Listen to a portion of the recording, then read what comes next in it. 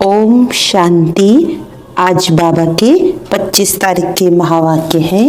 बाबा ने कहा, मीठे बच्चे, ऊंचते ऊंच पद पाना है तो याद की यात्रा में मस्त रहो।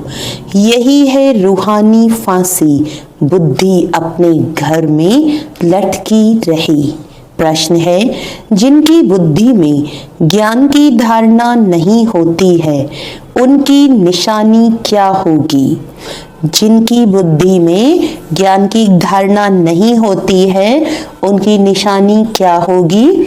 तो बाबा ने कहा, वह छोटी छोटी बातों में रंज अर्थात नाराज होते रहेंगे। जिसकी बुद्धि में जितना ज्ञान धारण होगा उतनी उसे खुशी रहेगी। बुद्धि में अगर यह ज्ञान रहे कि अभी दुनिया को नीचे जाना ही है, इसमें नुकसान ही होना है, तो कभी रंज नहीं होंगे, सदा खुशी रहेगी। ओम शांति। मीठे मीठे रूहानी बच्चों प्रति रूहानी बाप बैठ समझाते हैं। बच्चे समझते हैं, ऊंचते ऊंच भगवान कहा जाता है। आत्मा का बुद्धि योग घर की तरफ जाना चाहिए, परंतु ऐसा एक भी मनुष्य दुनिया में नहीं है जिसको यह बुद्धि में आता हो। सन्यासी लोग भी ब्रह्म को घर नहीं समझते। वह तो कहते हम ब्रह्म में लीन हो जाएंगे। तो घर थोड़े हुआ, घर में ठहरना होता है। तुम बच्चों की बुद्धि वहां रहनी चाहिए। जैसे कोई फांसी पर चढ़ता है ना, तुम अब रूहानी फांसी पर चढ़े हुए हो। अंदर में है, हमको ऊंचते ऊंच बाप आकर ऊंचते ऊंच घर ले चलते हैं। अब हमको घर जाना है। ऊंचते ऊंच बाबा हमको फिर ऊंचते ऊंच पद प्राप्त कराते हैं। रावण राज्य में सब नीच हैं, वह ऊंच ये नीच। उन्हों को ऊंच का पता ही नहीं है। ऊंच वालों को भी नीच का पता नहीं रहता। अभी तुम समझते हो ऊंचते ऊंच एक भगवान को ही कहा जाता है। बुद्धि ऊपर में चली जाती है, वह है ही परम धाम में रहने वाला। ये कोई भी नहीं समझते हैं। हम आत्माएं भी वहाँ की रहने वाली हैं। यहाँ आते हैं सिर्फ पाठ बजाने। ये कोई के ख्याल में नहीं रहता, अपने ही धंधे धोरी में लगे रहते हैं। अब बाप समझाते हैं, ऊंचते ऊंच तब बनेंगे जब याद की यात्रा में मस्त रहेंगे। याद से ही ऊंच पद पाना है। नॉलेज जो तुमको सिखलाई जाती है वे भूलने की नहीं है। छोटे बच्चे भी वर्णन करेंगे, बाकी योग की बात को बच्चे नहीं समझेंगे। बहुत बच्चे हैं जो याद की यात्रा पूरी रीति समझते नहीं है। हम कितना ऊंचते ऊंच जाते हैं। मूल वतन, सूक्ष्म वतन, स्थूल वतन, 5 तत्व यहाँ है। सूक्ष्म वतन मूल वतन में यह नहीं होते। यह नॉलेज बाप ही देते हैं, इसीलिए उनको ज्ञान का सागर कहा जाता है। मनुष्य समझते हैं बहुत शास्त्र आदि पढ़ना भी ज्ञान है। कितना पैसा कमाते हैं, शास्त्र पढ़ने वालों को कितना मान मिलता है, परंतु अब तुम समझते हो इसमें कोई ऊंचाई तो है नहीं। ऊंचते ऊंच तो है ही एक भगवान। उनके द्वारा हम ऊंचते ऊंच स्वर्ग में राज्य करने वाले बनते हैं। स्वर्ग क्या है, नरक क्या है, 84 का चक्र कैसे फिरता है, यह सिवाय तुम्हारे इस सृष्टि में कोई भी नहीं जानते हैं। कह देते हैं ये सब कल्पना है। ऐसे के लिए समझना है ये हमारे कुल का नहीं है। दिल शिकस्त नहीं होना चाहिए। समझा जाता है इनका पाठ नहीं है तो कुछ भी समझ नहीं सकेंगे। अभी तुम बच्चों का सिर बहुत ऊंच है। जब तुम ऊंच दुनिया में होंगे तो नीच दुनिया को नहीं जानेंगे। नीच दुनिया वाले फिर ऊंच दुनिया को नहीं जानते। उनको कहा ही जाता है स्वर्ग। विलायत वाले भल स्वर्ग में जाते नहीं हैं, फिर भी नाम तो लेते हैं। हेवन पैराडाइज था। मुसलमान लोग भी बहिश्त कहते हैं, परंतु ये उनको पता नहीं है कि वहां कैसे जाना होता है। अभी तुमको कितनी समझ मिलती है। ऊंचते ऊंच बाप कितनी नॉलेज देते हैं। ये ड्रामा कैसा वंडरफुल बना हुआ है। जो ड्रामा के राज को नहीं जानते वह कल्पना कह देते हैं। तुम बच्चे जानते हो ये तो है ही पतित दुनिया, इसीलिए चिल्लाते हैं, हे पतित पावन आकर हमको पावन बनाओ। बाप कहते हैं हर 5000 वर्ष बाद हिस्ट्री रिपीट होती है। पुरानी दुनिया सो नई बनती है, इसीलिए मुझे आना पड़ता है। कल्प कल्प आकर तुम बच्चों को ऊंचते ऊंच बनाता हूँ। पावन को ऊंच और पतित को नीच कहा जाता है। यही दुनिया नई पावन थी, अभी तो पतित है। ये बातें तुम्हारे में भी नंबरवार हैं। जो समझते हैं, जिनकी बुद्धि में ये बातें रहती हैं, वे सदा खुश रहते हैं। बुद्धि में नहीं है तो कोई ने कुछ कहा, कुछ नुकसान हुआ तो रंज हो जाते हैं। बाबा कहते हैं अब इस नीच दुनिया का अंत आना है। ये है पुरानी दुनिया। मनुष्य कितना नीच बन जाते हैं, परंतु ये कोई समझते थोड़ी हैं कि हम नीच हैं। भक्त लोग हमेशा सिर झुकाते हैं। नीच के आगे सिर झुकाना थोड़ी होता है, पवित्र के आगे सिर झुकाना होता है। सतयुग में कभी ऐसा नहीं होता, भक्त लोग ही ऐसा करते हैं। बाप तो ऐसा नहीं कहते सिर झुकाकर चलो, नहीं, ये तो पढ़ाई है। गॉडफादरली यूनिवर्सिटी में तुम पढ़ रहे हो तो कितना नशा रहना चाहिए। ऐसे नहीं सिर्फ यूनिवर्सिटी में नशा रहे और घर में उतर जाए। घर में नशा रहना चाहिए। यहाँ तो तुम बच्चे जानते हो शिव बाबा हमको पढ़ाते हैं। ये तो कहते हैं कि मैं थोड़ी ज्ञान सागर हूँ। ये बाबा भी ज्ञान का सागर नहीं है, यानी ये ब्रह्मा बाबा भी ज्ञान का सागर नहीं है। सागर से नदी निकलती है ना, सागर तो एक है। ब्रह्मपुत्रा सबसे बड़ी नदी है। बहुत बड़े स्टीमर्स आते हैं। नदियां तो बाहर भी बहुत है। पतित पावनी गंगा ये सिर्फ यहाँ ही कहते हैं, बाहर में कोई भी नदी को ऐसे नहीं कहेंगे। पतित पावनी नदी है फिर तो गुरु की कोई दरकार नहीं। नदियों में तालाबों में कितना भटकते हैं। कहाँ तो तालाब ऐसे गंदे होते हैं, बात मत पूछो।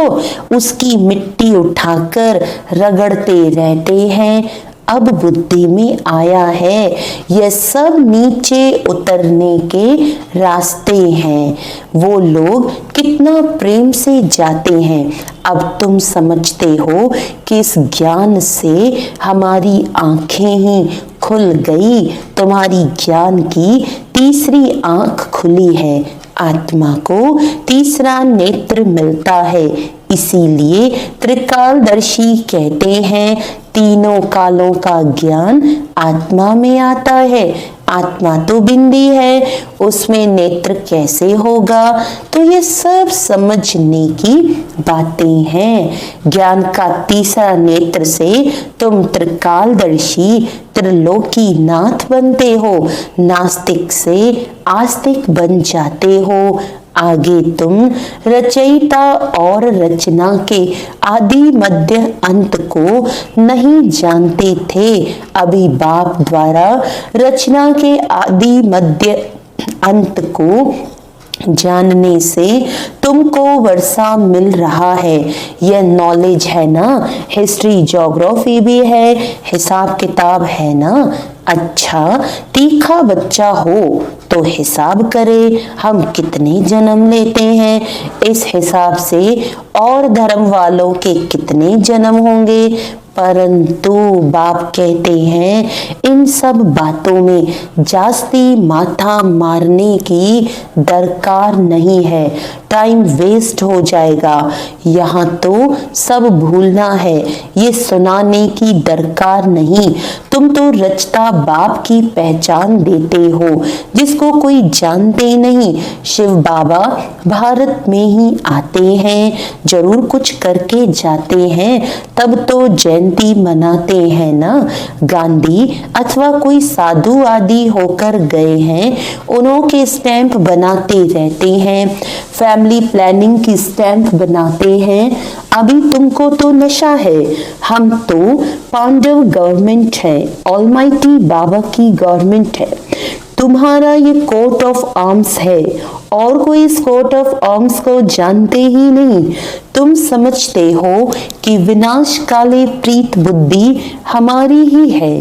बाप को हम बहुत याद करते हैं, बाप को याद करते करते प्रेम में आंसू आ जाते हैं। बाबा आप हमें आधा कल्प के लिए सब दुखों से दूर कर देते हो और कोई गुरु या मित्र संबंधी आदि किसको भी याद करने की दरकार नहीं, एक बाप को ही याद करो। सवेरे का टाइम बहुत अच्छा है।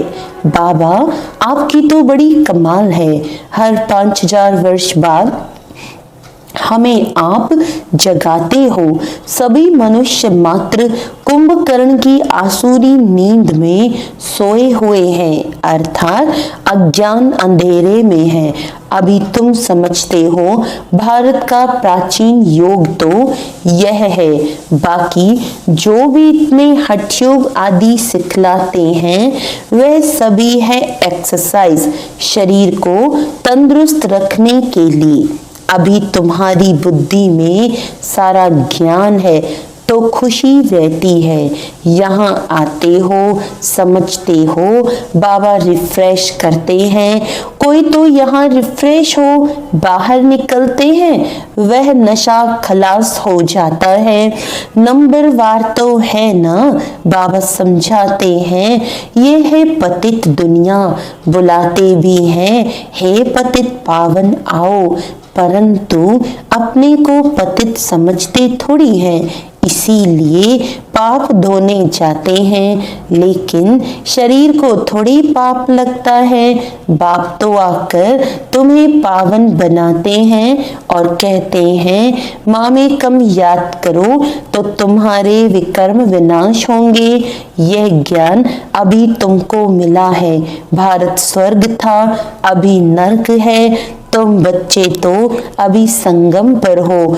कोई विकार में गिरते हैं तो फेल होते हैं, तो जैसे नरक में जाकर गिर पड़ते हैं, 5 मंजिल से गिर पड़ते हैं। फिर बाबा कहते 5 मंजिल से गिर पड़ते हैं, 5 फिर 100 गुना सजा खानी पड़ती है। तो बाप समझाते हैं कि भारत कितना ऊंच था, अब कितना नीच है। अब तुम कितना समझदार बनते हो, मनुष्य तो कितने बेसमझ हैं। बाबा तुमको यहाँ कितना नशा चढ़ाते हैं, फिर बाहर निकलने से नशा कम हो जाता है, खुशी उड़ जाती है। स्टूडेंट कोई बड़ा इम्तिहान पास करते हैं तो कभी नशा कम होता है क्या? पढ़कर पास होते हैं फिर क्या क्या बन जाते हैं। अब भी तो दुनिया का क्या हाल है। देखो तुमको ऊंचते ऊंच बाप आकर पढ़ाते हैं, सो भी है निराकार। तुम आत्माएं भी निराकार हो, यहाँ पाठ बजाने आई हो। ये ड्रामा का राज बाप ही आकर समझाते हैं। इस सृष्टि चक्र को ड्रामा भी कहा जाता है। उस नाटक में तो कोई बीमार पड़ते हैं तो निकल जाते हैं। यह है बेहद का नाटक। यथार्थ रीति तुम बच्चों की बुद्धि में है। तुम जानते हो हम यहाँ पाठ बजाने के लिए आते हैं। हम बेहद के एक्टर्स हैं, यहाँ शरीर लेकर पाठ बजाते हैं।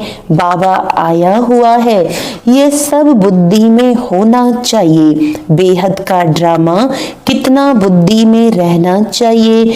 बेहद विश्व की बादशाही मिलती है तो उसके लिए पुरुषार्थ भी ऐसा करना चाहिए ना। गृहस्थ व्यवहार में भी भले रहो परंतु पवित्र बनो। विलायत में ऐसे बहुत है, जब बूढ़े होते हैं तो फिर कंपेनियनशिप के लिए शादी करते हैं, संभालने के लिए फिर विल करते हैं। कुछ उनको कुछ चैरिटी को। विकार की बात नहीं रहती है। आशिक माशुक भी विकार के लिए फिदा नहीं होते हैं, जिस्म का सिर्फ प्यार रहता है। और तुम हो रूहानी आशिक, एक माशूक को याद करते हो। सब आशिकों का एक माशूक है, सभी एक को ही याद करते हैं। वह कितना शोभनिक है। आत्मा गोरी है ना, वह है एवर गोरा। तुम तो सांवरे बन गए हो, तुमको वह सांवरे से गोरा बनाते हैं।